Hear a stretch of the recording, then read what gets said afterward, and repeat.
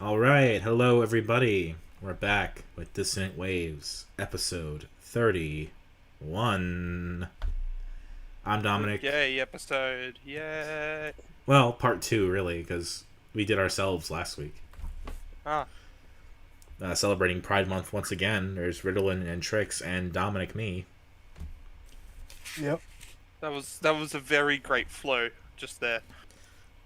Usually it's supposed to be like them and I, but you just went them and your name and then me, which is somehow like I didn't think it was possible to be more wrong than usually people are, but you got there. I mean, what is the English language? It's just an amalgamation You, of you, like you're, fa- you're German. failing your English class, son. It's German. It's French. It's three Latin. languages in a trench coat. It doesn't matter. Nothing matters. So yeah, we've got some albums by self-admitted queer artists this week that aren't us. Yep. We got Blond by Frank Ocean. We've got Courtney Barnett, Sometimes I Sit and Think, and Sometimes I Just Sit. Which I think I got that right without looking. We'll see. Yeah, sometimes I just sit and think, and sometimes I just sit. Yeah. I fucked it up a little bit, but that's okay. And third, we got Blum's You Look a Lot Like Me. Yeah, and I think I introduced them improperly last time, and I used the wrong pronouns, and I'd like to just apologize for that. So, I just want to go quickly into Mal Blond first. I don't think we're going to go straight into the album first. I just want to say that you actually brought up this album to us a long time ago, and I think you actually planned to do this last year. Really? I think I did. Yeah, because I remember, because I searched up this. I think this was actually around the time of Rainbow Kitten Surprise as well. Really? It might have been. I have Yeah. no memory of this. Because I remember Because- I remember searching this up, seeing if the CDs or anything existed. They don't, not for this album, but and that's how I kind of first remembered looking at this. I didn't really give it a listen, but that's kind of how I first remember. So it's kind of interesting that we're actually finally getting into this. And Yeah. we're doing it with Courtney Barnett, and they both share very similar sounds. There are differences, like we But talked they're- about, but yeah. But they're also very distinctive. Now, we'll probably go much more into that later, because I want to go into what I think is going to be our hot take album first of Frank Ocean's Blonde. I mean, we might as well get it out of the way. It's like the one outlier here right now. Yeah, Yeah. Got two like acoustic like inclined albums, and then we got Frank Ocean. So yeah, so if there's one word I could use to describe this album, yeah, overrated. Just absolutely. It was. There's some great moments on here, don't get me wrong about that. Yeah. oh, And absolutely. I'm not saying that this is a bad album. I think in the end this is still a good album, but there are a lot of moments on here in which you could cut and it would only make the album better. Nikes can fuck off and die. Facebook story. Can Yeah, fuck I off listened to and that song trying to hold in vomit. So I'm kind of like already maligned with that song. die. Ivy, which is this like I love Ivy's opening. That I thought, I must be dreaming when you told me that you loved me. Kind of like start to this with this kind of crooning guitar that's going over here. I love how it opens, and I think that should have been the intro song to this. Ivy also kind of ends a bit but whatever. If it was an intro song, I would probably forgive that a bit more. And then you go into Pink and White, which is one of the highlights of this album, in my opinion. I think that's one of the ones that's more structured. It's kind of that whole pop rappy sound that this whole album goes for. I mean, it's not just pop rappy. It's like synthy. It's got a lot of different Yeah. stuff going on. It tries to be more than just typical kind of sounds, which I appreciate a lot. Yeah. Which I think is But its then- benefit. But then right after that, we just get this skit "Be Yourself," which, like I said before that we started recording here, I like the kind of joke at the end. No, it's not really intentional, but it's like the whole "all right, love mum" kind of shit. So it turned out this whole pretentious spill that it was had been from his mum, and it just put this on the album. I don't know too much of the story of that, but I mean, it still doesn't really fit. But Oh, yeah. then we go into another good song. We get into solo. It's great. I actually like how we had this very. I like that we've had all this kind of minimalistic atmosphere, like Yeah. atmospheric instrumentation, and we are more focusing on Frank Ocean here. But then this album drops off pretty hard after Solo's done. Like, we get a couple of highlights from there. We get Nights, we get Pretty Sweet. Solo Reprise is actually not too bad either. Right. And I don't think it ever it drops off hard enough for me to hate it, but there were a lot of moments in here that just dragged on a lot here. I personally found myself kind of skipping halfway through songs because I knew what the ending was going to be, and just never. Like, I'm not talking about on first listen. I mean, like, third listen when I was trying to get everything, because I could just remember that it was just the same shit over and over again. There was no real point me listening to the rest of it. Yeah, it's I very think- meandering, and it goes on too long, I think. I think the people who give this album, like, the 10 out of 10 reviews I've seen, are probably just a bit too hyped because of how long it took for the Frank Ocean album to drop. I think Channel Orange is the superior album by far out of the two big Frank Ocean ones. I know there was the kind of I remember back in 2016 when we had all the lead up to this album and all the whole record label kind of Kerfuffle. things. I think he literally released a visual album Yes. as a way of a loophole to get out of his contract. Yes. Yeah. So that he could release Blond more independently. That was, I can kind of remember the whole build up because I mean it wasn't that long ago. It was 4 years ago, which also is how long it took for the album to come out after Channel Orange. So I mean, number one, nothing here. I don't really hold it against artists to take their time with things. I think people who do are kind of petty. Like, they think that the artist, like, owe them something, and, they should put out something just so I can listen to something. It's like, no, let them take their time. And, like, this was, for me, this album is, like, one of the big albums of my last year of college, where everyone was listening to it, everyone was, like, in love with it. And I'd listened to a little bit here and there, but it wasn't, like, it didn't make as much of an impact on me. It was just, like, this guy I knew that I really liked, he liked the album.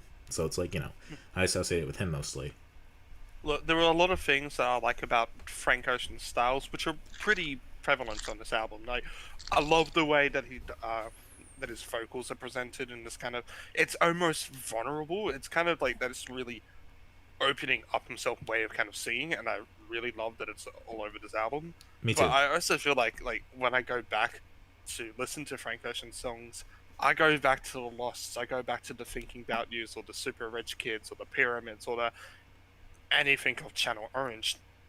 And I know I can't really do that as a critique of Blonde, but the only songs I really go back to on Blonde are Solo and Nights, and sometimes Ivy. I really like White Ferrari. I think White Ferrari is, like, kind of the peak of the sound he's going for in the whole album. It's a good song.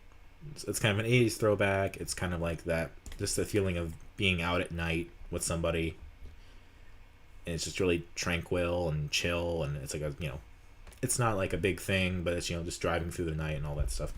And it's kind of And like then- that fun stuff. I don't know. I still think the worst of this moment comes at the closer. I think after having the potential to having a really great intro that they didn't have, they instead chose Nikes. They just closed it with Future Free, which is just no. That's the definition of drags on more than it needs to. 9 minutes and 24 seconds. And also has a hidden track in it. Yeah. Like, I appreciated that he went for, like, kind of like the audio I recording appreciate- angle of, like, these different things, but they didn't really mean much. They didn't really add anything. Like, there's a lot that I appreciate about this album. I appreciate the style he was going for, but I feel like there was also just a lot that just didn't need to be done in there. I know this is like a pretty simple one to say, like a simple review I'm kind of giving out here, but I do have some genuine problems with this album that kind of stop me from wanting to listen to it again. And it's whoever fucking told him that it was fine to have that high-pitched voice that he was like doing at like the start of Nikes and stuff, and thought that's a good creative decision, should not be allowed to produce another album again. I think that's probably why he went indie, because he wanted to do that. It's terrible. It didn't bother me super much. Like, I get it. It's supposed to be like, it's like him as like a kid or something, and that's why they had the thing at the end where he's like a kid being interviewed or something like that. I hate it. So tell me, what's your deal with Facebook Story? I thought, like, for what it is, Facebook Story was like just kind of a fun little goof. That's but just like, fucking pretentious. it's, That is, I don't even. It's this whole fucking skit about how like, oh, this guy was on Facebook and something, and like, oh, he didn't really have Facebook, so his girlfriend thought he was cheating and broke up, and it's not really funny, so it doesn't get that. It's not really that dramatic, so it doesn't get points for that. It's kind of really cringy, so it gets negative points for that. I hate it. I legitimately hate Facebook Story. I don't think it's like a skit though. I think it's just a recording of somebody talking. Like, there's a difference. Like, it's not like a whole setup punchline written thing. I mean, yeah, I call skits and kind of rap albums all these kind of like short segments that aren't really songs. Sure, that's. But yeah, I get you. What you mean there, and the kind of difference and stuff like that. But still, I hate it. It does. This album does not gain anything by it. It only just loses interest by it being there. And it comes after one of the highlights of the second half of Pretty Sweet, which is one of those songs that kind of started off slow, but then it built up and had this kind of like almost drum and bass sound kind of coming into it. I saw it, and I liked it. I think Pretty Sweet was fantastic. Oh, absolutely. It's and like, if we had a lot more songs like that filling up with some of these songs that really just kind of ruined themselves or dragged on, then yes, I would get the hype. I would say, yes, this is a fucking beautiful album. And the irony is that Pretty Sweet is really discordant and not chill at all, and so it's kind of the antithesis of what the rest of the album's really going for, but it still fits somehow. Like, you don't question it ever.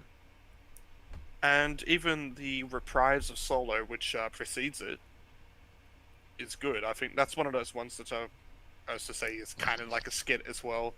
Like, it's just like a short kind of filler thing, but I actually thought that was pretty nice. So the whole segment of Nights to Pretty Sweet, I think, is a really great section that this album had, and that's one of those things that brings my kind of score of it back up.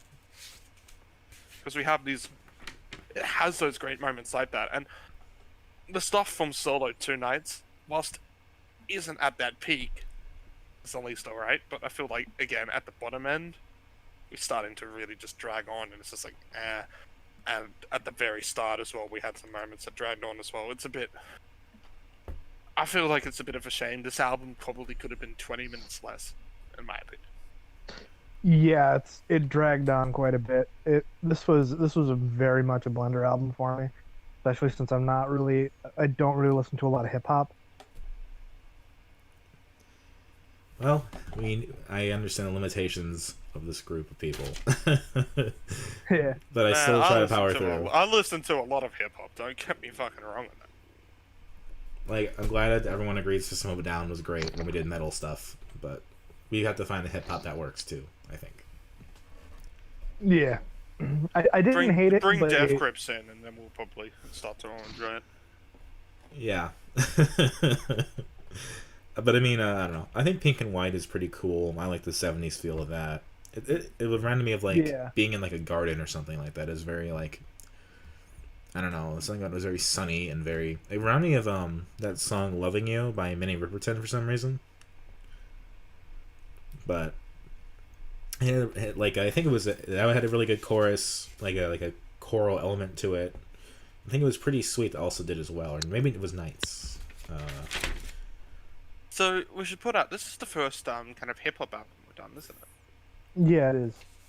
Yeah, because originally as well, we're going back into albums that were potentially going to be chosen, and Dominic, after I had picked apparently the wrong number, not to say that the number I picked ended up in a bad album, but when you told me that it was either going to be Thelma Plum or JPEG Mafia, I would still go with JPEG Mafia. I just really like JPEG Mafia. And you were insistent I picked number 2, and so I picked number 2. I just said number 2, and you're like, you sure? I'm like, yeah. That's man, tied you to a fucking wall and just said, nah, you gotta pick number 2. No, it wasn't like that. No. But I thought it was really funny, so I went with number 2. But no, I want to do JPEG Mafia at some point. I want to do Kendrick at some point. I want to do other hip hop artists, and I kind of feel that we haven't already. I mean, I've still got to catch up on the Aussie hip hop to like on this Discord and podcasts and everything. My one hope was Hilltop Woods, baby. My one hope is that we didn't do a white rapper first. That would have killed me. If we did like Eminem or something. You're My next so- album you're is s- Vanilla Ice's debut. I see. I mean, it's a thing about Aussie hip hop as well, is that there are a lot of white artists who are kind of popular, and that I mean, that problem doesn't really just stand to hip hop though. Right. We've definitely had some Aboriginal artists get success, but not quite to the level. Right. And I mean, Thelma Plum was kind of. What was it? She got number 9 in the Hottest 100, and that's the highest charting any Aboriginal artist has ever gotten in the Hottest 100. Not to say it's the only charting, but there have been other ones that didn't. So yeah, it's probably a good thing I didn't do an Aussie hip hop because the majority of the ones I would have chosen, yeah, are white. I mean, I guess that's also like a cultural difference in that, your hip hop is kind of Well, like we're starting to get a huge wave of Aboriginal rappers and that come out like well, Briggs and Trials started to kind of more break out when AB Original found some success. We also have Baker Boy, who was getting a lot of success. He hasn't put out an album or anything yet, but if he does, that might get covered. So we'll see what happens, I guess. But I mean, we've done like Isaac Hayes, we've done like Algiers and Janelle Monáe. We've kind of led into it a bit, Our token blacks. Let's go back to Frank Ocean now. Don't make me feel worse than I already do. So, I'm sorry. Let's go back to Frank Ocean now. I don't know. Reminder that Black Lives Matter, please. But yes, Frank Ocean. I don't know. I haven't really got much notes to say. It's I don't know. I just think it's overrated and overhyped. I guess there's a lot more people out there who are way more into Frank Ocean than I am. I respect a lot of what Frank Ocean songs do, and there are quite a lot of Frank Ocean songs that I love, like Lost and Thinking About You. I think are fantastic. I mean, I would agree with you. Nah, this album just does not do it for me. Like, Blond didn't entirely do it for me either. So, I would agree with you pretty much on all your points. Just switch out Knights for White Ferrari, and we're pretty good. Tricks? You want to press sword on your blender if that has a option. Just all I'm doing is blending it further. I enjoyed the album for what it was. I don't listen to a lot of hip hop, but I don't really have anything negative to say about it, but I don't really have anything positive to say about it. It just kind of like stayed, and other than I'm almost threw up during Nikes, but that was unrelated, and I'm not going to hold it against it. I think that if you want to go ahead, if you want to get going. I was just gonna say, but yeah, that's about it. I was gonna say that I think this album overall is sonically pleasing to listen to, but for some reason it doesn't translate into being like a really great album for whatever reason. Yeah. Yeah, I kind of agree with that. I think there's a couple songs in which don't really fit that, but for the majority of the album, yeah, I would agree. Like, just listening to the instrumental, like Pink and White, is really great, just on its own. Yeah.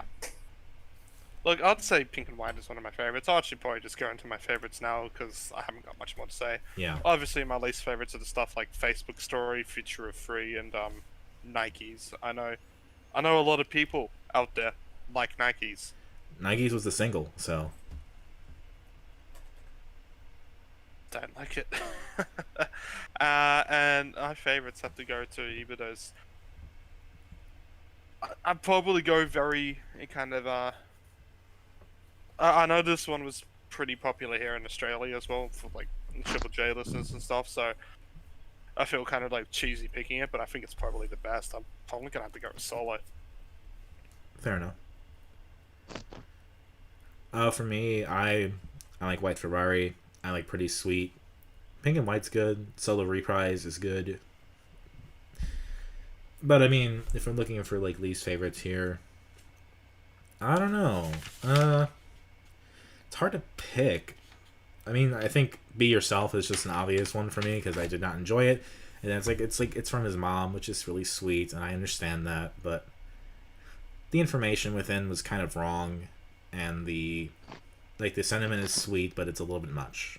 Plus, it gets Dominic doesn't care about Frank Ocean's mom. What a monster. Plus, the information about "Don't do drugs" gets contradicted immediately by the next song solo. So Yeah. I think that's probably the point. And it probably, but it just did not do much for me. I am very white. Yeah. Favorites for me.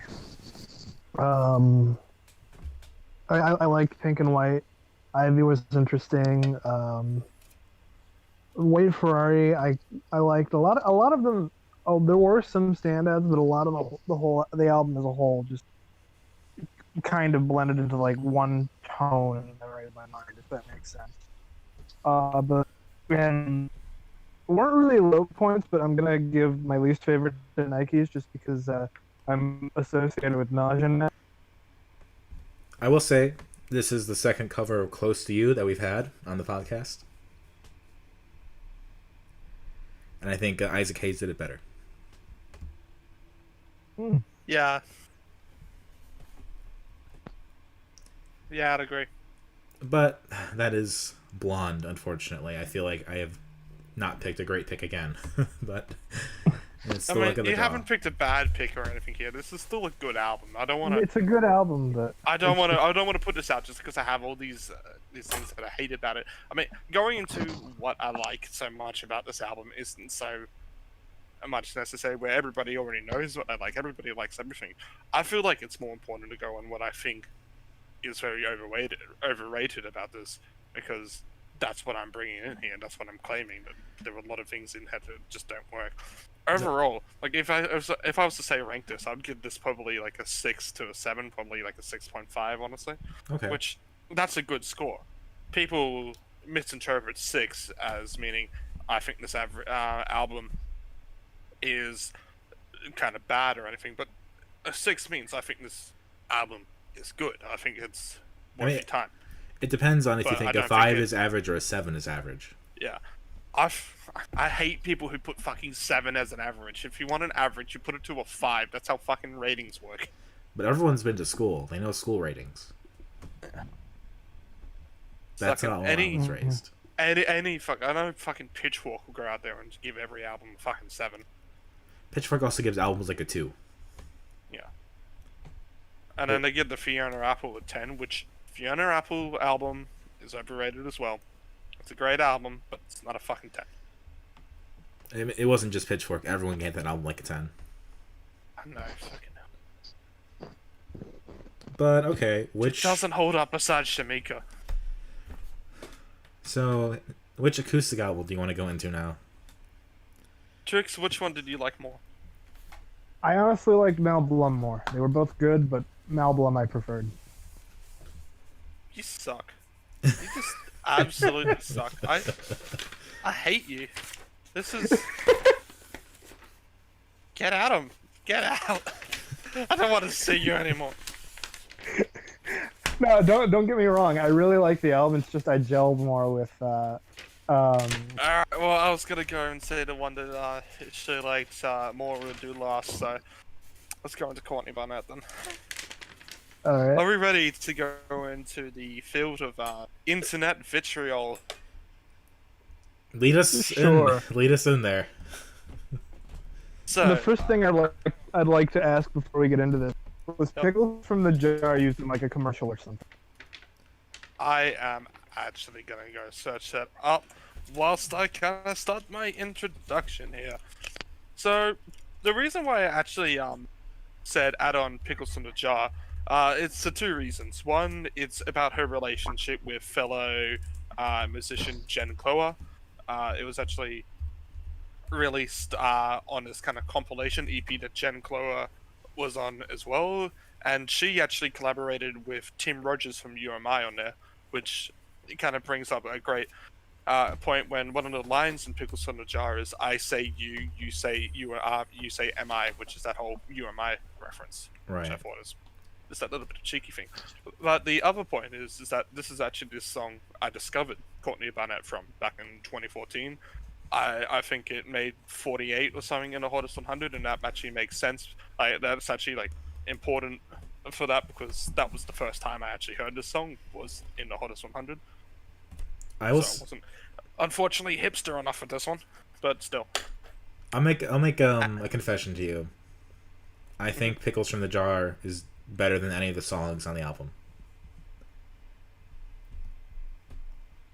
I'm like a 50-50. I think Pickles on the Jar is actually up there with one of her best songs. In fact, you know what? I can put up some proof on there because there was a top 10 Tuesday on Indie Heads for Courtney Barnett a while ago that I voted on, and I definitely voted on it, and I definitely voted for Pickles in the Jar. I don't think anyone else fucking did.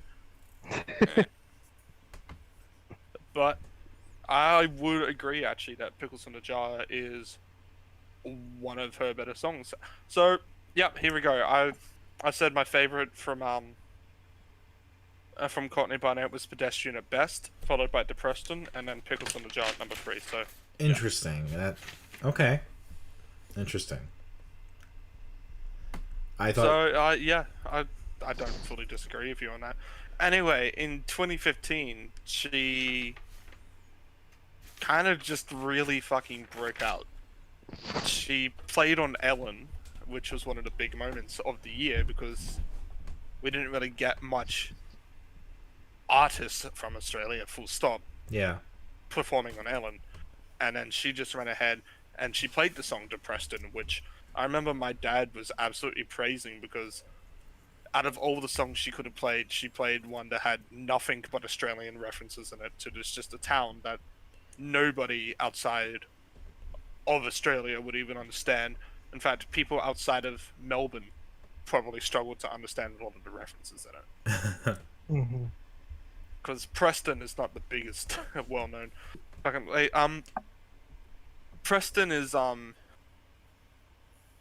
I mean, it's just a small town outside of like in Melbourne. I mean, yeah. That's Sure. what it is. And it's just this whole kind of simple song about that. Whilst you had other songs like Elevator Operator, which were just telling a story. You had songs like Pedestrian at Best, which seemed to kind of be like this whole kind of mixture of depression, trying to write art, but also trying to be kind of commercial at the same time and finding the industry that kind of happened in there. Pedestrian at Best, I think, is fucking fantastic. I just love the way that she kind of just keeps talking and doesn't stop. But a lot of people didn't like that. A lot of people hated the way that she sings and hated the way her vocals sounded. I don't hate To the it. point in which some people might have gone a little bit too far with their criticisms. Go Look, on. I'm not gonna go and post every fucking thing that I found in there, but I remember the worst one, and I posted this above in the Discord if you two want to see it. I don't really feel like posting it again. If Reddit really wants to call themselves really progressive, they should not have upvoted a fucking comment of someone saying that the world would be better off if a brick had dropped on Courtney Barnett's head. I don't. Yeah, I don't get the meaning of like why someone would do that. That one was just Like Pedestrian at Best is not my favorite song, but she doesn't deserve that. No, she definitely It's doesn't. just yeah, and look, there was some people saying like I don't like her sounds, but I'm telling you, anytime someone tried to come out with a comment that was praising Courtney Barnett, you would get all these other comments which might not be as hateful as that. They're always going, "No, I disagree. No, I disagree," or the "Nah, you're wrong. Nah, you're wrong." And it's not that they disagree that's the bad part. It's that they had to constantly keep fighting and keep saying that to all these people who like Courtney Barnett that they were wrong. That kind of made this kind of bad thing. Like I didn't like the fucking a lot of the songs out here, and I think some people who claim some stuff are a bit wrong on that. But the way that these people were just constantly on about it, really kind of sickening. And it actually did get to Courtney Barnett herself, and that kind of follows up in her next album, Tell Me How You Really Feel, in which she actually talks a lot about internet commenters that made that kind of stuff Oh as wow. well. Yeah, it is it's quite sickening, to be honest. I don't know what we were thinking. Yeah. We all kind of just did this, and I mean, I didn't do it because I like fucking Courtney Barnett. I legitimately thought this album back in 2015 was the best album of 2015. And they got nominated for a Grammy for Best New Artist. And the legacy that she's kind of made from this album, which I remember the year after Alex Leahy started to break out around here, and there were a lot of comparisons that she had with Courtney Barnett. She came out and did this whole complaint saying that just because I'm a female musician doesn't mean I'm like Courtney Barnett or anything like that. I'm standing out on my own. And I get that whole point. But she definitely had a sound that was very similar to this, and a lot of artists did, and I don't think it's bad to be compared to this. I think it's actually kind of great the amount of artists that rose up after Courtney Barnett did here. Like, let's not also pretend and say, like, Courtney Barnett is, like, doing something that's really unique and amazing and, like, you know, groundbreaking. Like, she does good stuff, but it's acoustic, it's pop, you know. It's...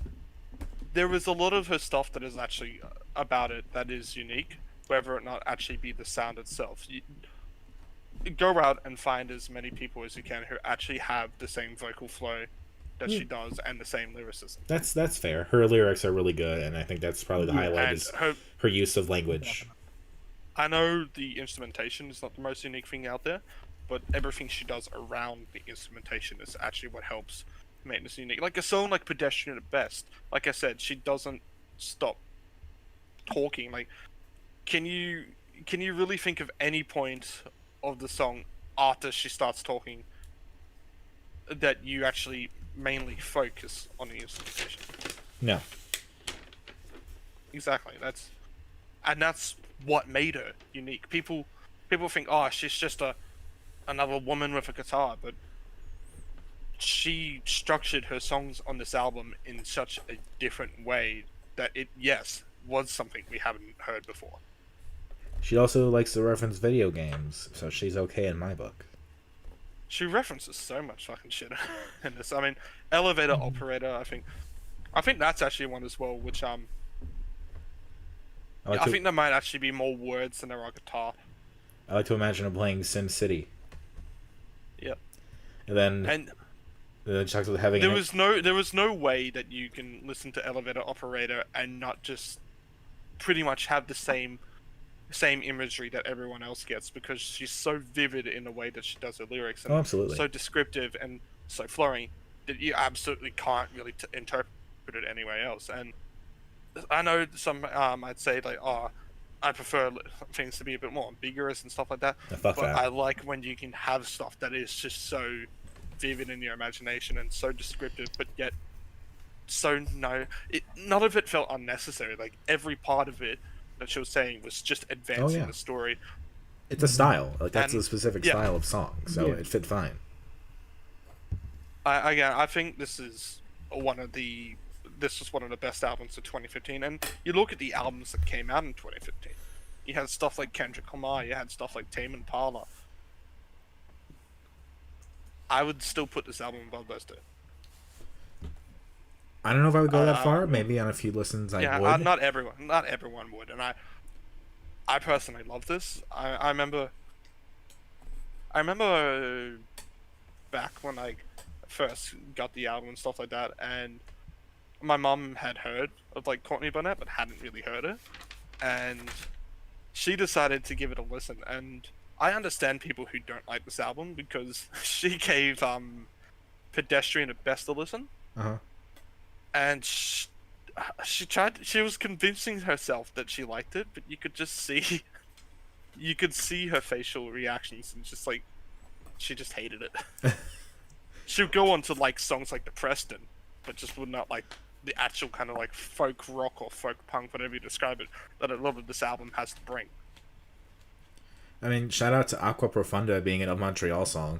I feel like that's just an insult to Courtney. I mean, Kevin does really good lyrics too, despite him being who he is. He did really good lyrics.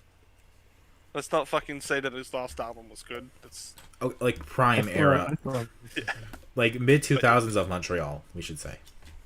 yeah. Yeah. And there's a lot of other things I love as well, besides like just in the structure of an album. The way that all of the songs kind of flow into each other is actually incredible. Mhm. Like I couldn't see any song following on Pedestrian at Best other than an illustration of loneliness. Every time I listen to Pedestrian at Best, I'm expecting this just drum kick to just pop up and just hear her start singing that song, despite the fact that these two songs are very distinct from each other. I do have to give points to kind of the songs that were more jammy and longer and just kind of had their own flow. Yeah, like the Small Poppies and the Kim's Caravan. Yeah, like I like those a lot just because they were Yeah. so freeform and just it's just kind of you're in the moment and nothing really matters. You're just kind of listening along. Yeah, I'm in the same boat with that one. I'm trying to remember if it was Like Small Poppies is my favorite song. Yeah, Small Poppies is definitely this kind of whole like a big jam song kind of. It feels like it's just her and the guitar, but there's also I'll get the lyrics for it. Fucking what is it? And it's just like it's a very kind of repetitive song. I think it's probably the most repetitive lyrically. it doesn't feel like it though. Yeah, no, because she keeps changing the way that she kind of sings the verse each time, and the song kind of builds up and gets louder, and then it's one of the few times on this album where the instrumentation actually gets a chance to shine, and that sort of last couple minutes where it seems like it's just guitar solos and the kind of build up is paying off in. Yeah. You also have some pretty great other songs that are pretty great lyrically, like Dead Fox, which seems to be it's one of the few times as well that her relationship with Jen Clora is actually mentioned by name. Yeah. With the Jen says we should buy organic vegetables, and I must admit that I was a little skeptical. They inject nicotine into the apples. Dead Fox is just, the more that you listen to it and actually listen to the lyrics, the more kind of fun that you have with it. And that's not one of those ones that you get a major amount of imagery from, but you kind of just learn all these little things from it. As you said, I think it was one of your favorite lines that you seen put in was the sometimes I think this little sneeze could be the end of us. Yeah, I mean that was just because of COVID, but yes, that too. I love the line about maybe we should cull cocks and cull cars instead of sharks. Like she's really good at like micro imagery, and that like each line itself is an image instead of like having everything build up and like give you an overall image. Like each thing is like a very specific like. It's Look, like you know how in English class that you usually go through old poems or something like that, and you had to read and you had to go through all the stuff and that they use in there as like an exam. Yeah. Yeah, this is the type of album which I legitimately think songs from here should be used. You know what? For that purpose. That was literally going to be my next point, and you said it better than I could. So. I'm gonna have my English teacher father listen to this album. Yeah, good luck. Ask him if he knows about petrol prices. But even songs like Depressed, which are very much simpler and stuff like that, she just does such a great job at it. You have like these. I love the line. Now we have that percolator. Never made a latte greater. I'm saving $23 a week. Percolators make shit coffee. She's a boomer's dream, you know. Just cut back on that Starbucks, and you'll have all the money you need. Well, one of the other references that you might not actually truly understand about that is Australian coffee culture. No, please tell us. Especially in fucking Melbourne. We are because Australia was kind of built up from a lot of immigrant countries during the gold rush times. A lot of them brought their coffee culture as well. which meant that we didn't get your black shit kind of come over here. That's a Yeah. Melbourne We if actually I've got ever more. heard one. We got all the stuff that kind of came more from the Chinese and the Europeans. And Melbourne, because down south of Australia was big for the gold rush times, especially around Ballarat area, which is around probably closer to Melbourne than it is to Sydney.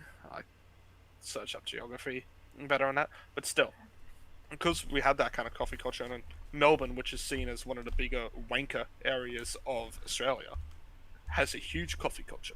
You can go anywhere and there'll be a cafe there, and they'll be having all the fancy coffees that you want. Mm-hmm. Unfortunately, some fucker decided that we needed Starbucks back down there, but I don't think they do as well as you think they do. Fair enough. I'm looking at it through an American lens, so that's, So having this kind of whole idea of like the whole making coffee yourself to save $23 a week kind of thing is because the whole buy a daily coffee thing here is huge. People do it. I do it. I mean, my family buys at least one coffee each per person a day, if not two. I don't drink coffee. Like, I get it. And I mean, lattes aren't really a thing in America, if I recall correctly. Oh, they are. Nah, they are. Yeah. Like you've probably heard the thousands of jokes about pumpkin spice lattes. Yeah, fucking those things. Yeah, we invented pumpkin spice. That's right up there with pizza. No, not even pizza. Still, Like, isn't the one that you have more as a daily coffee just literally the black slow roasted coffee with a bit of cream put in it? I guess, but I put like some flavoring in it Yeah, a too lot of because fuck that black shit. Oh, that's a I- great thing to say during Black Lives Matter. Okay, yeah, no, I'm sorry. I don't like black coffee. But Black Lives Matter. Black trans lives matter as well. But I Oh don't my like God. black coffee. And coffee is better than with milk. I'm just saying that. But chocolate as well. Chocolate and coffee? I don't know about that. Fucking mochas are beautiful, man. Mwah. I'll say chocolate with a little bit of coffee is great. I have not really had coffee with chocolate. Still going back into the Courtney Barnett thing. I mean, a lot of people in Melbourne and stuff as well will own these kind of coffee, their own percolators, I guess, or whatever.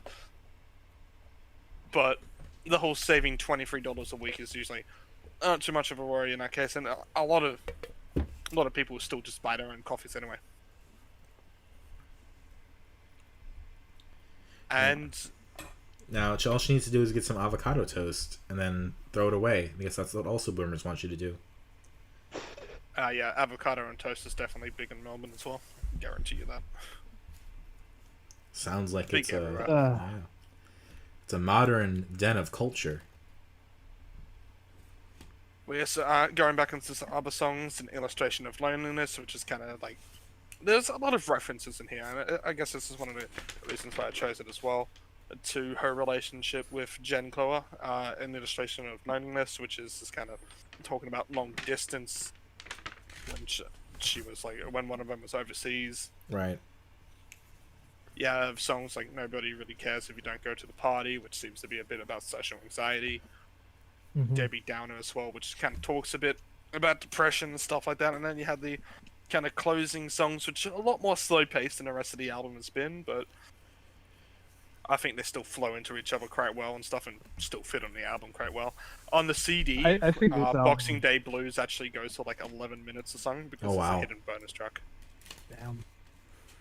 What were you gonna say, I Sean? will say, I think the latter half of the album is the better half. Maybe. I disagree, just because I love Pedestrian at best and Depressed so much. I didn't like Boxing Day Blues as much, so. I'd probably say Boxing Day Blues is probably the weakest song off this album, but it's the closer and it's not weak by far in here. I mean, I absolutely adore this album. I really do. It's a great album. I think her vocal structure is incredible. She's a fucking poet on this. there's no other way to describe it. This, if someone wanted to say, ask why you think music should be classified as poetry or anything like that, I would pass them this album because Yeah. this is fucking poetry. Yeah. My only problem is that I like Pickles from the Jar so much that's all I can think of right now instead of any of these songs. Pickles from the Jar is by far her cutest song. It's very good. It's adorable, and I think it's an absolutely great. If you wanted to pass any song over to somebody to get them into Courtney Barnett, you would pass over Pickles from the Jar. Maybe Avant Gardener, just because a lot of people like that as well. But I love Pickles from the Jar. I think it's adorable. You made that comment a long time ago about I think it was Fall Out Boy had that song when you say shotgun I say wedding or something like that. When I say shotgun you say wedding. Yeah, Panic at the Disco. Panic at the Disco, and this has the line when you say Christopher I say walkin'. Yeah. And it made me think of that. It was very adorable.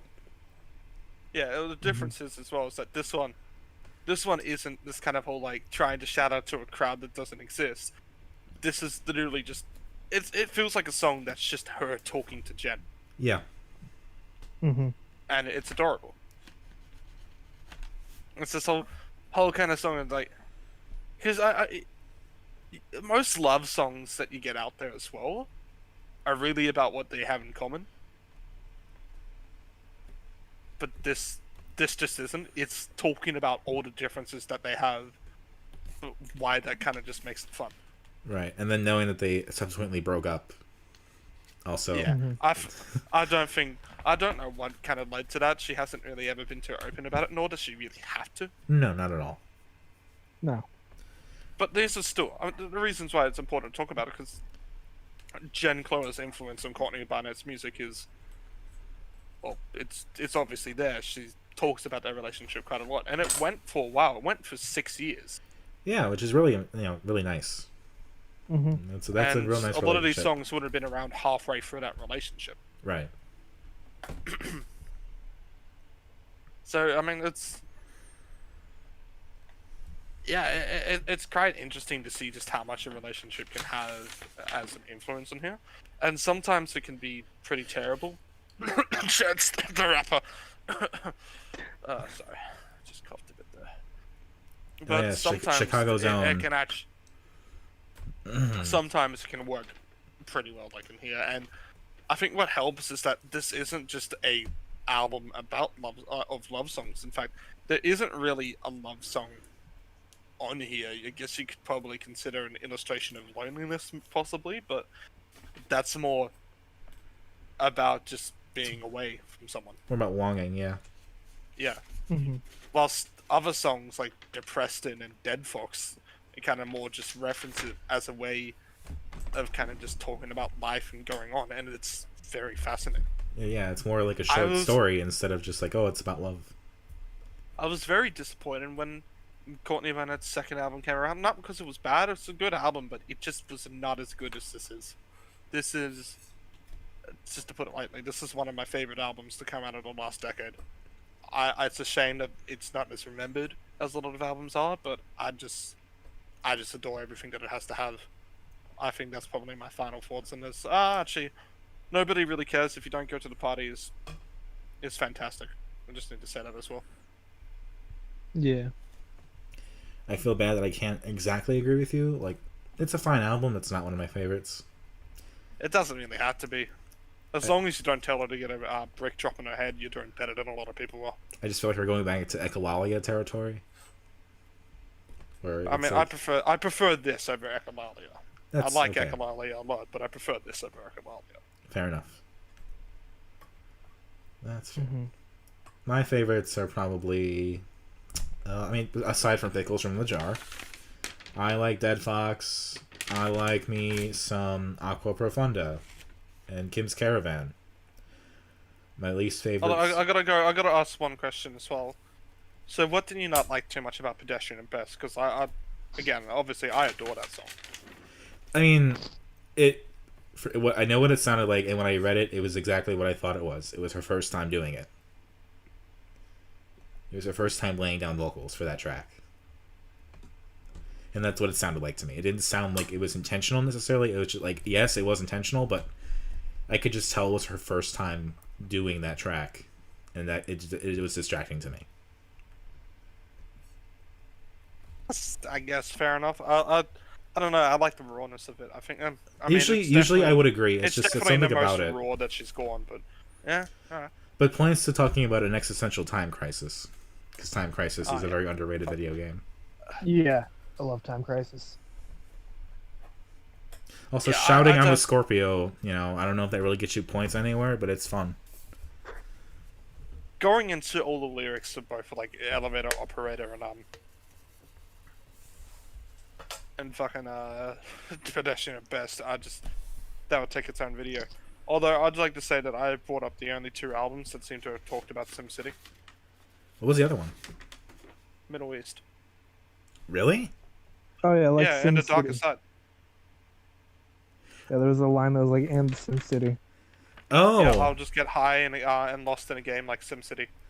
oh, you know what? I know that line. I didn't really think about it. I thought it was just something. I don't even know what it was. I didn't really make that connection. That's amazing. And that one literally says, "Get lost in a game." Yeah. But if you leave me, I'll hide in a game like SimCity. Yeah. That's Oh, wow. Okay. Fair enough. well. In this one, in this one, it's like he's literally it's just this kid who's just overseeing the whole city Right. and like to pretend that Right. he's actually got control of his life. Unless we forget that Lauv made a song called Sims as well. Yeah, but we don't give a shit about love. I will say I think I didn't like Elevator Operator as much as maybe you did, because I think that story is a little bit overplayed. And the only interesting part to me was when we got to the roof and they started talking about SimCity. But like, yes, corporate jobs are very boring and they make you want to jump or something. But like, yeah, I don't know.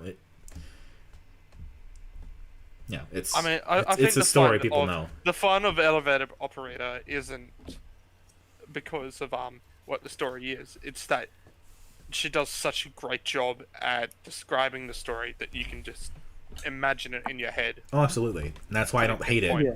But it's not one of my favorites because I think I'm so used to that kind of thing, and it, didn't work on me on that level. But yes, it's very descriptive, and I think it's a good example of her whole style.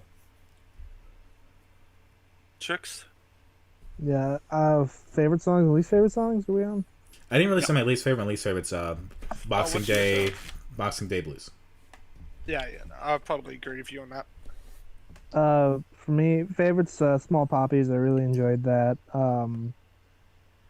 I didn't really get depressed in too much, mostly because it's just Australian lyrics.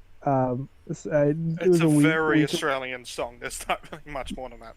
Yeah, it was a weaker song for me, but I still enjoyed it overall. But that's probably it. And I still swear I heard Pickles from the Jar somewhere. That intro. Sorry, I was searching up where the fucking. I was googling it and I couldn't find any information that it was used in like a commercial or anything like that. But I swear I fucking heard that song before. When I say ew, you say ah.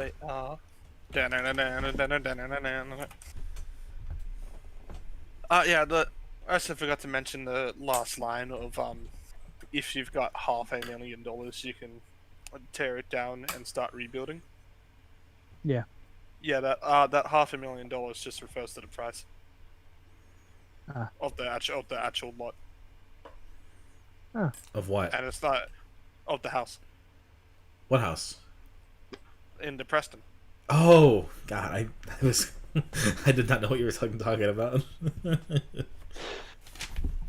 Because I mean, I think in America, I know there are definitely houses that do go that much, but aren't there like a lot of houses in America, especially more town side, that aren't that expensive? Yes. Because Australia has a high price of living. Oh, absolutely. Yeah, Depreston and Pedestrian at Best are definitely my favorites. I mean, Depreston just has so many lyrics in there, kind of, especially since I'm looking to move out soon. It's like, yeah, it more relatable now. But I just love the way that it flows. I love a lot of the references, the kind of, again, the way that she words everything is pretty vivid as well for such a simple song. But Pedestrian at best is just fucking great. Least favorite? Mhm. Oh, did you say your least favorite? Yeah, you said it was the Preston, didn't you? Yeah. Yeah, least favorite's Boxing Day Blues. It's a good portmanteau, though. The Preston. And shall we get into our final album? Yes, Blum. The Blum. Which I think was their first... I think that's what their first album was called, the Blum or something like that. I don't know. I'll look it up. But Trix, talk about it real quick. My friend Nick introduced me to this album. I think it's a great album. It is. I forget the context, but they sent me this album and I listened to it. I'm like, oh yeah, this is just really good, and I've just kind of been listening to it a whole bunch over a year or so. It's one of the more country-ish albums I've done. Although I've done probably the most country-ish stuff here, amongst all of us. Yes.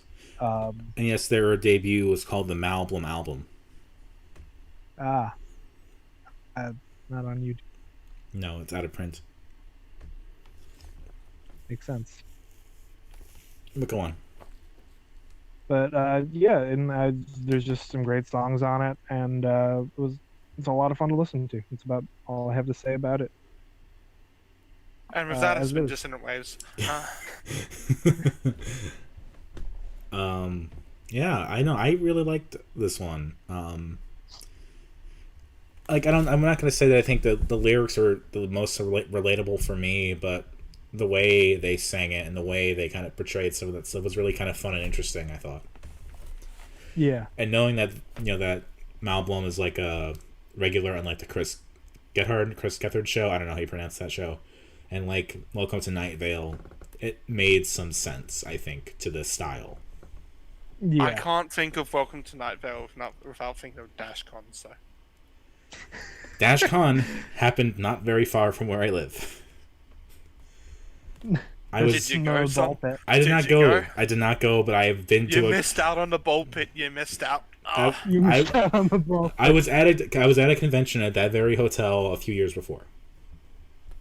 All right, we'll get. That have a ball pit? No, I had more money than that. That convention, I think, had my favorite cosplay of somebody dressed as Ho-Oh, and they had they were carrying around a sign that was an HP bar, like in Pokemon Gold and Silver. Look, okay, I just love that every time now a convention fails, there's a picture of the ball pit. Yes. Yes. The ball pit shall be... I had a friend, the same friend that showed me this album had almost gone to DashCon. I didn't know about DashCon until the day it was happening, and it was all over. And would you have gone if you knew? I don't know. Realistically, I probably wouldn't have had the money to, so no. But if I had the money, maybe I would be very curious. I have not ever been to a convention. Where have I been to? I've only been to exhibitions and stuff like that. I haven't actually been to a proper convention, nor do I want to. I mean, after you hear about DashCon, you really don't want to ever again. I know DashCon and what was the other one? Rainforest. Oh, Rain. Yeah. I don't know about that one. Watch Internet Historian. I'll send you the video on it. But it was those two that made me want to just go to conventions to witness train wrecks. So, DashCon was a failure because it didn't have good organizers, and Rainforest was a failure because it's a bunch of fucking furries. What do you think was gonna happen? Yeah, just peak degenerates. There were used diapers left all over the place. So many people were doing drugs. Apparently, someone drilled in a glory hole. Yeah. I mean, somebody peed in the ball pit. Nobody ended up peeing in the ball pit, but like the whole mo was like, they were gonna put have a water bottle full of urine, and have it loose and hop into the ball pit. Yeah, DashCon? Yeah, Oh, I didn't know that. I thought but somebody no, just peed in the ball pit. yeah, nobody ended up peeing in the ball pit. Oh, okay. I don't know my DashCon, I guess. Didn't the bowl pit like start It deflating? did deflate. It did. That's the picture. Oh, Fuck. Oh, we should start a Dissonant Waves convention. It would just be us at a house party. yeah. Maybe Maybe talking in front of like 3 people while a live band plays. we can maybe get Pete, and that's it. It has to be in Australia, though.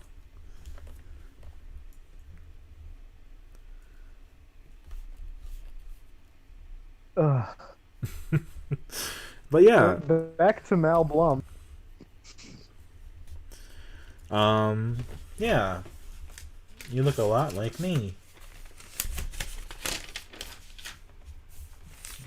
Going to my notes. I think the Shrink Thinks is a fantastic closer. It was a fun song. I mean, I think it's like a good discussion about kind of like self-destructive tendencies, perhaps, and also like kind of social awkwardness and kind of it's a mood self-sabotage. because I've done a lot of those things myself. Like working at a coffee shop and running into a music journalist and never sending her your tracks. Similar stuff to that. You were asked to headline at Madison Square Garden or to be the opener for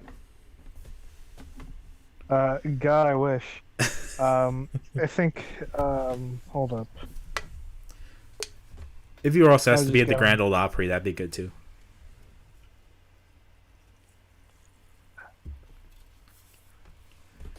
Real quick, I just want to mention, since I just thought of it, I've been listening to Old Town Road this week for some reason, and I saw the performance at the Grand Ole Opry. Back in. Was that? I just had a huge tech issue there. Oh, it did not come through. Yeah, he sent me a message. Oh, Yeah, right after I said, I don't know if it came through. I said we should host a Dissonant Waves convention with the bowl and just have a bowl pit. Yeah. oh, we were refereeing for a while there. The ball pit didn't come through, but the Dissonant Waves convention did. Yeah, I was talking about how Pete would probably be there, and that'd be about it. Yeah, I said that, and then like Discord must have just like kicked me out. I didn't notice. Sorry. I'm messaging you two. It's like either of you have any fucking tech issues or just me? Because I was still connected to the internet. I don't know what the fuck happened. I think Discord just shit the bed on you. Yeah, that's what seems to be happening here and there to people. Let's get back into the Mal Blum now, assuming as we've had our attention. We were there. You're just catching up. We were saying that. I was saying that I think the Shrink Thinks is a great closer. And I was talking about. Trix was like, "Oh, that applies to me." Some of the stuff. I'm like, "Oh, were you asked to headline Madison Square Garden or be the opener or whatever?" And then I got into a rant about the Grand Ole Opry because I was watching Old Town Road videos this week, and they were at the Grand Ole Opry, but it was Billy Ray Cyrus and the Yodeling Kid, and Little Nas X was nowhere to be seen. Look, as Trix is now just saying what their favorite songs are, I'm just gonna say the opening to this album is better than the second half. Opening is a good song. I think the first half I prefer over the second half. I think the second half really holds up. Only holds up because of Better Than I Was. I think that's the highlight of the second half. I actually prefer this over Blonde. I'm gonna put this out there. I think Blonde is the worst of the week. I don't think that's because Blonde is bad. I actually am surprised that this is probably going to be my number 2 because I didn't kind of expect it. I think this is a great album. And we just started talking about it. We just started talking. You don't have to go all the way to the end already. Yeah. I'm gonna talk about everything else. I'm just doing a summary. Okay, fine. Okay. Fight me, Dominic. Fight me IRL. But yeah. So what I'm trying to say is, I think this is actually a good album. But I think the first half of it holds up stronger than the second half does. Yeah, like songs like "Better Go" and "Cool Party." I actually really like Robert Frost I do too. as well. Yeah, it's a good one. Robert Frost is like the But petite league of the song of this album. yeah, but Better Go I actually enjoyed a lot as well. Yeah, I kind of figured out the bass line to that song actually earlier. I mean, Archive has such a great hook in the opening of talking about campus frat boy porn, and then Yeah. not all the songs can ride that wave, you know.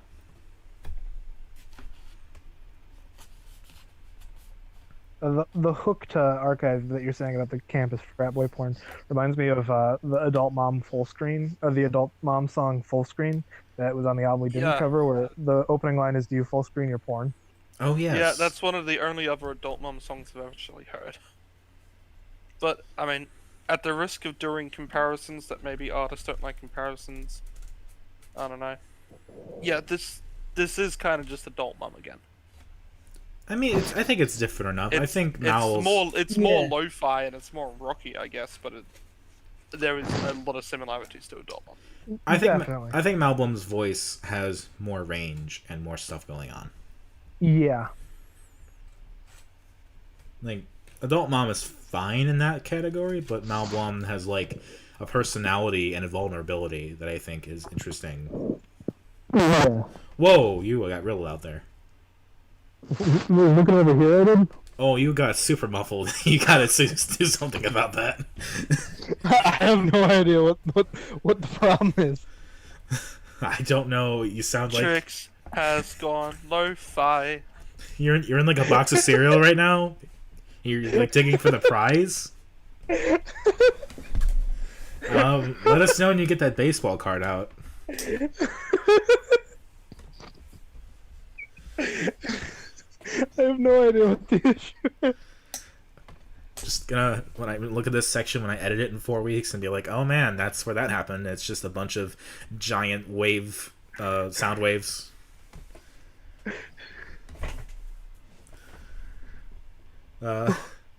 Take the mic out of your mouth, maybe. It is. I'm holding them a little bit away from my face.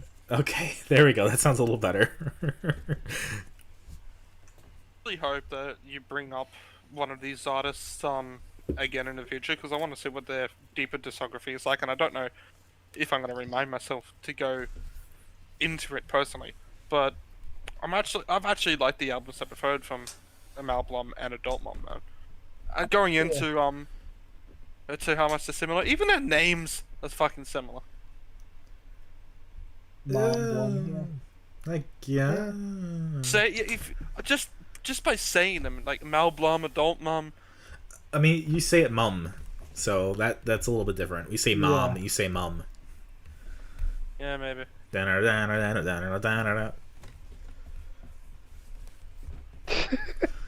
I say mom, you say mom.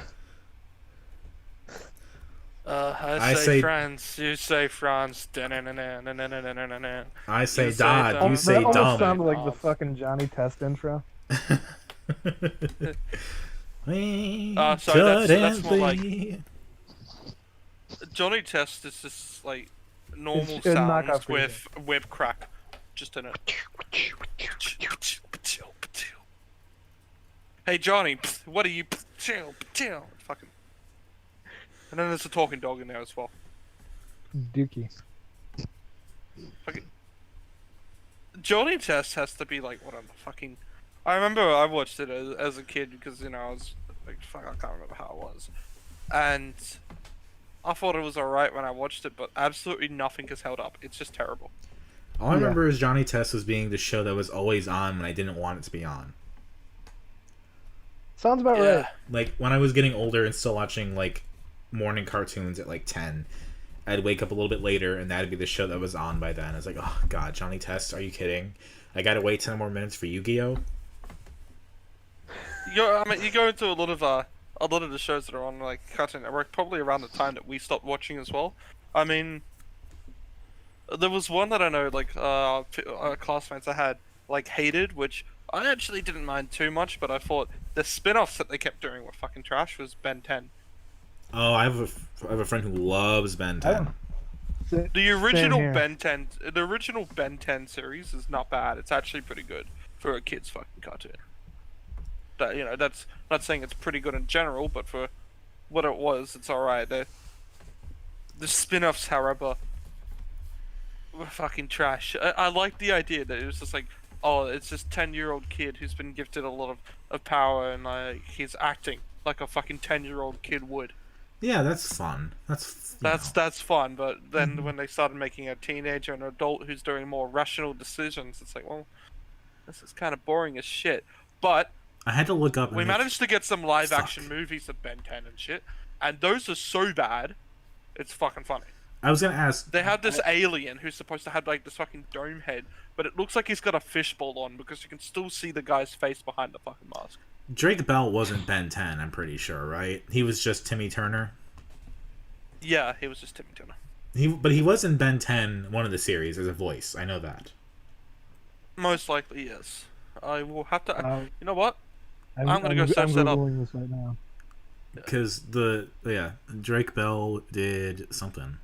He was Michael Morningstar first time Let's see here. in the 2016 Drake Ben Bell 10. says Amanda Bynes always had a passion for fashion design. Oh, I thought it was gonna be for weed. Anyone remember that classic line? My bong was just a vase. No, but So she got caught throwing a bong out of a window, and Oh. she claimed it was a vase. It's the newest reboot of Ben 10. yes, he was in It's that. called Ben 10. Oh god. It has a 2.5 out of 10 on IMDb. Oh god. It's Why probably. have they made another one? I'm gonna guess they probably Teen Titans goat up the art style.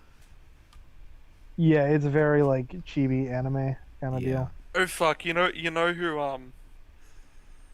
who does one of the voices in Ben 10 in the original one?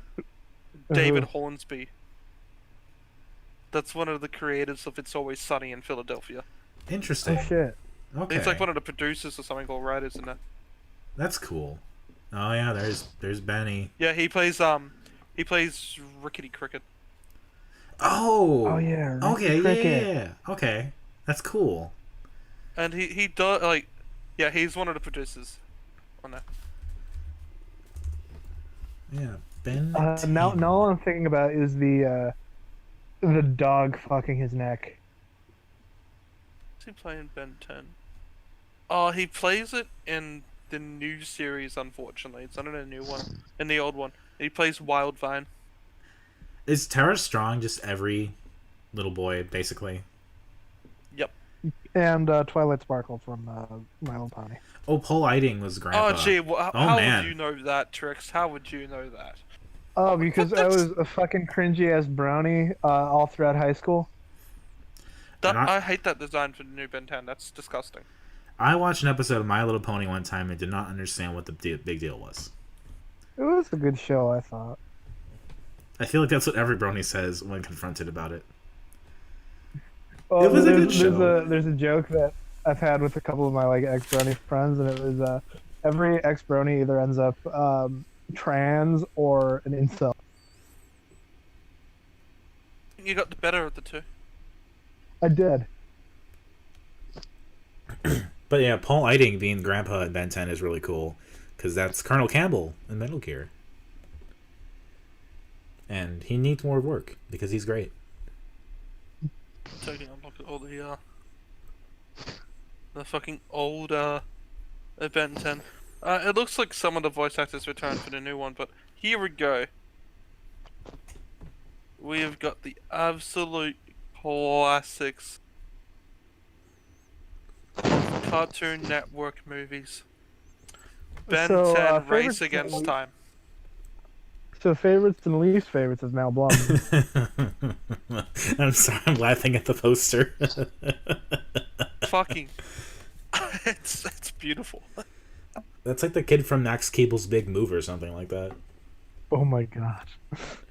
Which I'm pretty sure I saw that movie in theaters.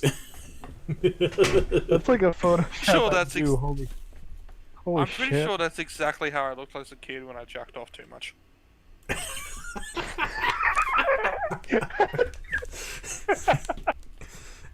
I think the fire's in the wrong place though. Man, when it's me, I'm getting friction burn everywhere. Yeah, he's just going all the way up to the elbow. Okay. It's such a bad fucking poster. Holy shit. Oh, that's man. like a Photoshop I would do. Oh my god. Wait. Lee Majors was in this movie? Are you kidding me? Do you see what the working title of Mr. this film was? Mr. $6 Million Man? Ben 10 the movie. No, the working title. The Hands of Armageddon. It's fucking... I don't... Let's see, directed by Alex Winter. What did Alex Winter do? Oh my god. Yeah, this is... It's fucking comical. Alex Winter, director of the Smosh movie. Let's see. Oh my god. Directed... So there was another live-action Ben 10 movie. Directed the movie called... Oh, he directed Aliens. Freaked. Interesting. Yep. Freaked is a movie. He must have been paid a shit ton. Oh, man. Like, I swear the whole budget must have gone to Alex Winter. Oh, no, he was in Bill and Ted. Yeah. Oh, shit, he's Alex Winter. Oh, my God. I had to do, like, several layers of, like, figuring out who he is before I got to... Oh, he's just Bill and Ted. That's amazing. I'm trying to look for the fucking budget. Whoa, your mic's the freaking out budget. again. Yeah. So, running time, 67 minutes. The budget, and mind you, this film was released in 2007. That's 13 years ago. This is an $18 million budget, and it looks like $10 of that went into the fucking poster. They had to pay for Lee Majors. Yep. And that's it. Anyway, I want to just do a quick thing about the Mel Blum before we end it. I like a lot of the sounds. I think a lot of the there's a lot of similarities that I can do to like an adult one or something on here.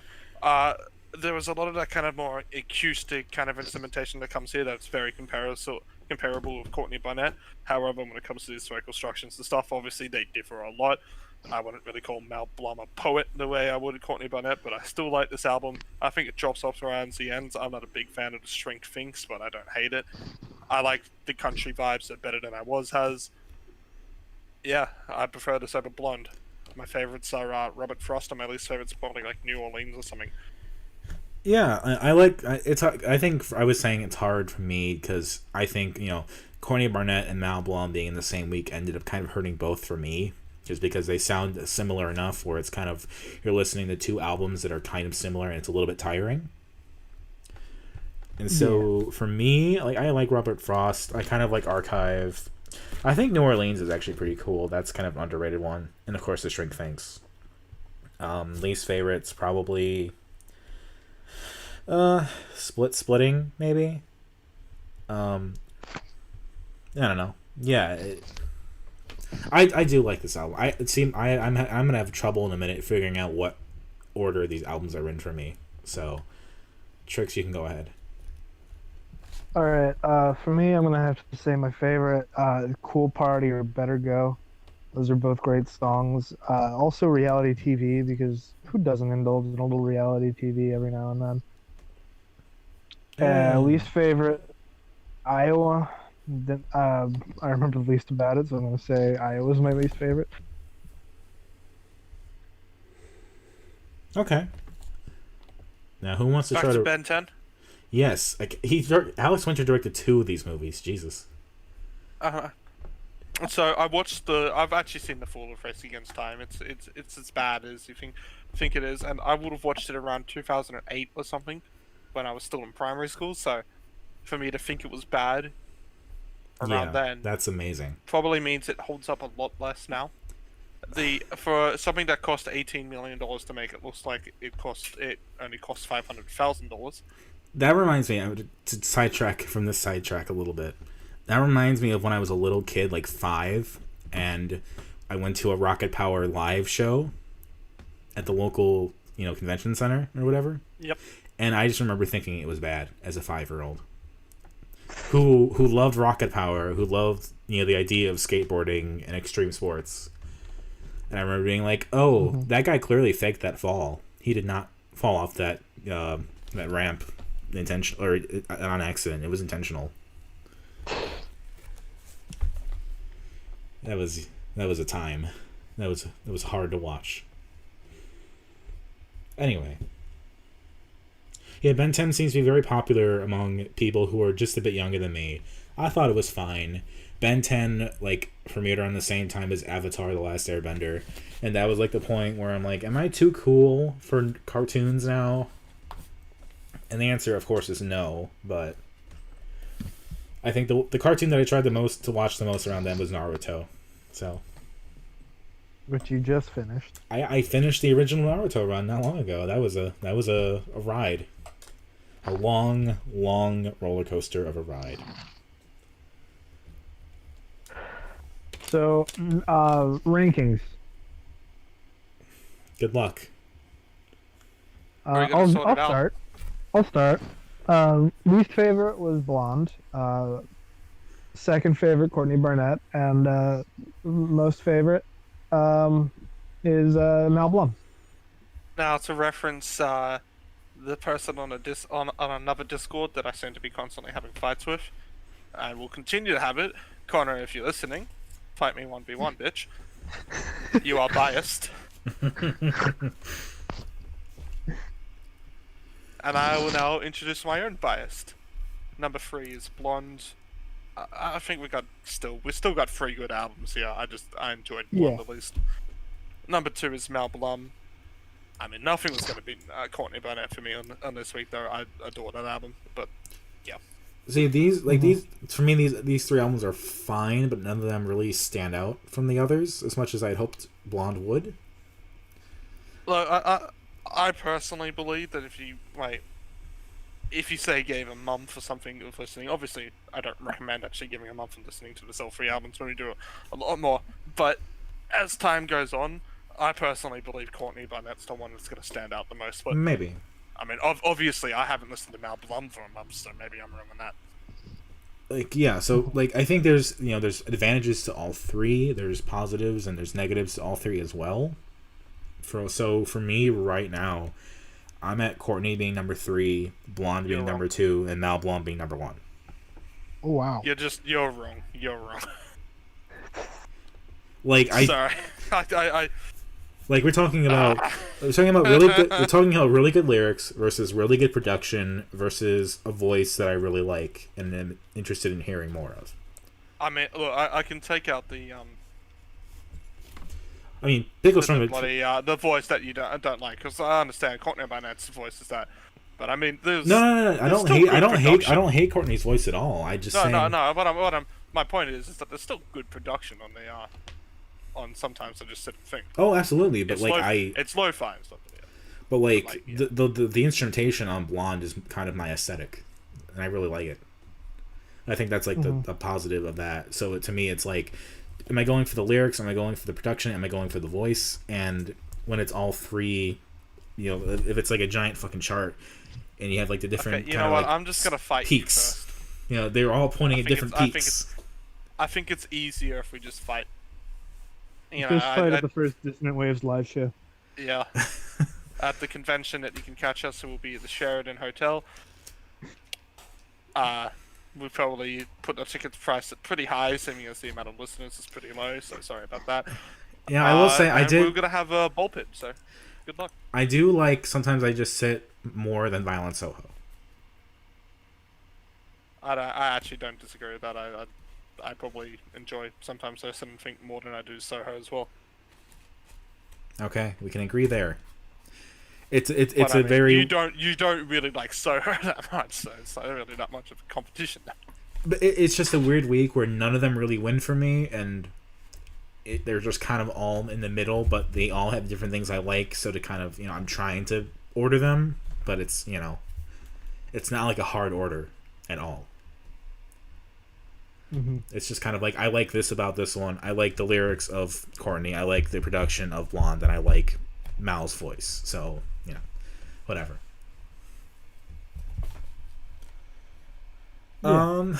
Yeah, okay. Alright, so much I gonna cry. Let's get into the albums that we're gonna do next week. I'm sticking to Pride Month. I don't know what you two are doing, but I'm sticking to Pride Month too. I this one was a struggle for me to find, but it's also 2020 once again. yep. So Look, I was gonna go for an absolutely gay Australian artist, but the reason why I've done this is because this is I'll say my first, because this is an artist that I have been I've known of since they've released their debut single, but I didn't properly get into them until last year, despite having kind of on and off heard them for the 2 years before that. And literally on Friday, they released their debut album with quite a bit of hype, and I don't think it's gonna be the best album, probably even of the week, but I think it's I want an excuse mostly to be listening to it throughout the week as well. So I've chosen Spacey Jane's debut album, Sunlight. okay. All right. So for me, because y'all keep bitching about how I'm not showing how gay I am, I'm gonna say fuck you. Listening to Lady. Yes. We're listening to Lady Gaga, Chromatica.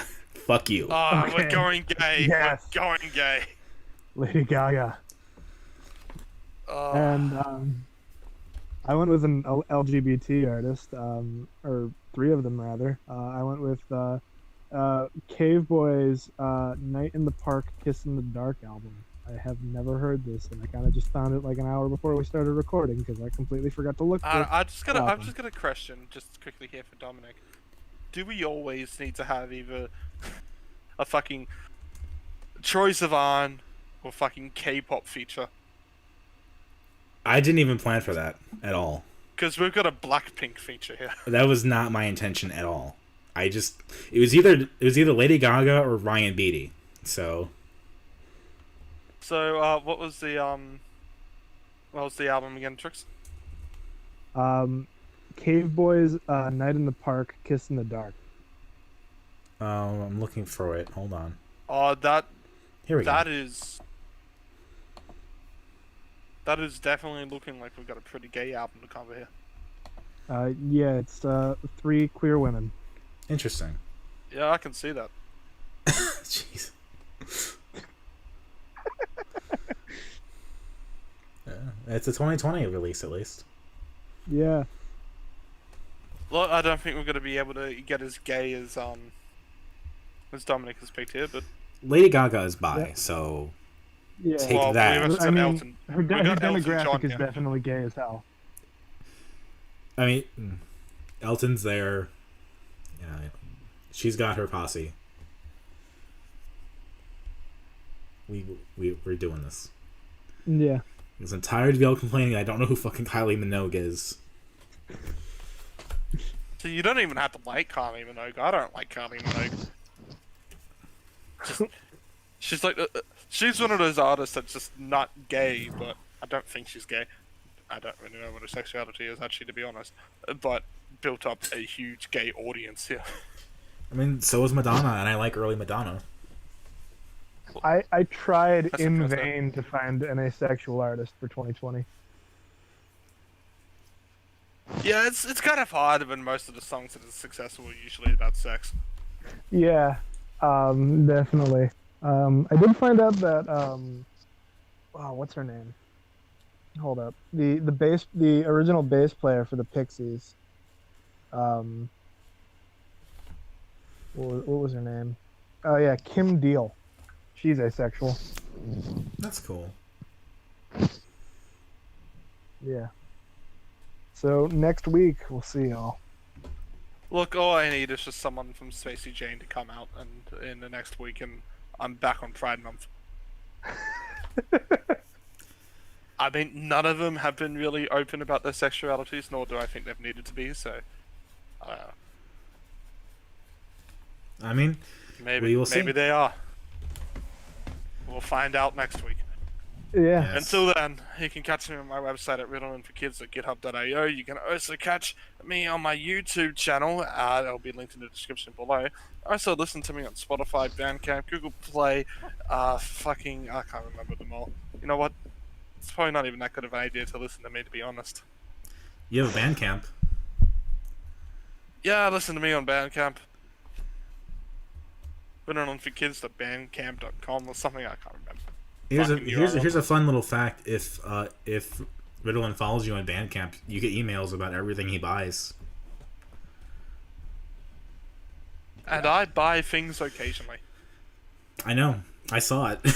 What did I buy last? I'll open up the email, Tricks, if you want to go. All right, you can catch me online at procrastinating at procrastinaut _ on Twitter. That's procrastinating astronaut. And my YouTube page, which is Moonchild, which is going to change eventually. I don't know what, but yeah. Because there's too many Moonchilds out there. There is a band called Moonchild, so. Yeah, I initially went for it because it's like a Steve Harris reference to like Iron Maiden. But anyways, and so you can catch us all at Dissonant Waves on Twitter, and at dissonantwaves.space. Let's see, Callum, you bought Chamomile by Slowly. You bought Vallis Alps. Yep. You bought At the Mercy of the Elements by Big Scary. You bought Because by There Will Be Fireworks. You bought Fable by Vallis Alps. Yep. You bought Okay For You by the Weekend Run Club. Which the episode just went up for that.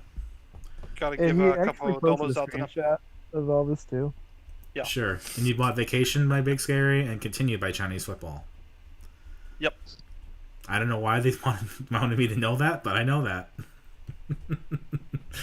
Anyway. I didn't post the image of buying the Big Scary stuff of the EP, I believe, but I think the vinyl I did. It says you bought both.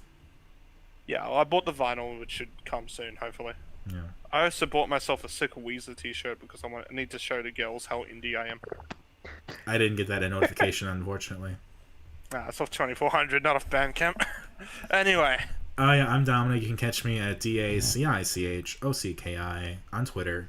I sometimes write things for tiltingwindmillstudios.com, but I write other things too, so maybe you'll see something one day, who knows. That's gonna Why be it, anybody would want to listen to the person who put Courtney Barnett as number 3. I'm also on Bandcamp where you can buy my little EP, Jerry's Tall Stories, if you wish. No one has. Which I need to remix at some point. Yeah, that'd be cool. We can offer that for free to people. It probably would get more. $20, give or take. Yeah, we could probably get more attention than my mix. But that's neither here nor there. I mean, 3 more listeners is it's not that huge of a difference. Yeah. It's probably getting more polished. Anyway, that's Dissonant Waves. We're gonna get Catch you next time. Goodbye.